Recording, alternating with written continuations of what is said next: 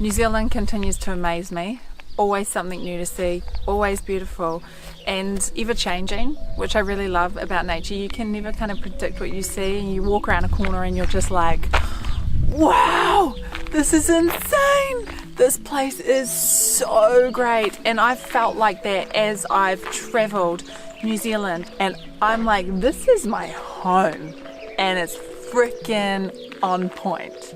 So I feel super lucky to be a Kiwi girl. As with many of our natural attractions in New Zealand, we consider the Blue Springs to be sacred, to be a treasure, and we preserve it by not swimming in our waters and asking any visitors who want to come and appreciate to do so as well. In Maori spirituality, we believe that the earth is an intrinsic part of who we are, that we're not separate from the earth but a part of it. And we honour our earth as being sacred, as being a place that we can go to receive healing. It's like our temple, a place of worship. One of the best things about getting outside is not only the fact that you get fresh air and exercise, but also that you get this space to clear your head. And the grandiose views that Mother Nature will give you can help you find new perspective. It becomes a studio for us to be more creative, to use our imagination more, and to stimulate ideas. Stepping into nature to heal your mind is a really, really important first step on the journey to well-being. Our mind is the major component to health, and a lot of the diseases that present themselves in the body can be caused by psychological imbalances. Too often we can become disconnected from our lives. We can be on the outside looking in and feel like we're an observer of our life.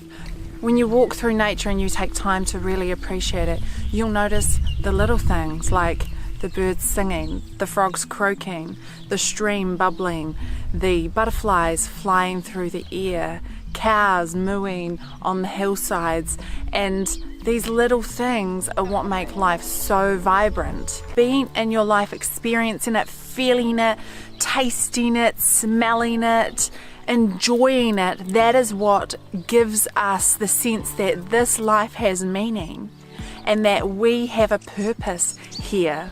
A lot of the time we're worrying about what goals we have to achieve. We have to get our degree done, we have to have this much money, we have to own this many houses, we have to be in a relationship, we have to be running a company. And we forget that how far we've come is good enough. You're actually doing a really good job.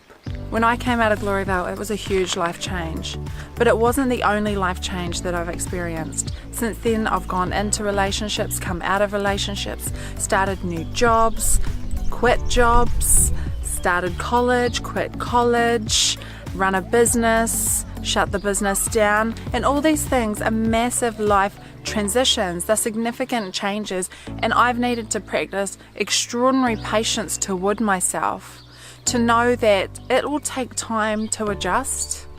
And I always try to treat myself as though I'm a little child, still figuring life out, still learning about the world. And that reminds me to be kind and generous to myself, to be patient with myself. When you're nice to yourself and you actually care for yourself, your mental health flourishes and you feel more confident because you feel supported and encouraged because you've got your own back. The world is full of enough enemies. Make sure that you don't become one of your own. Make sure that you are your best friend.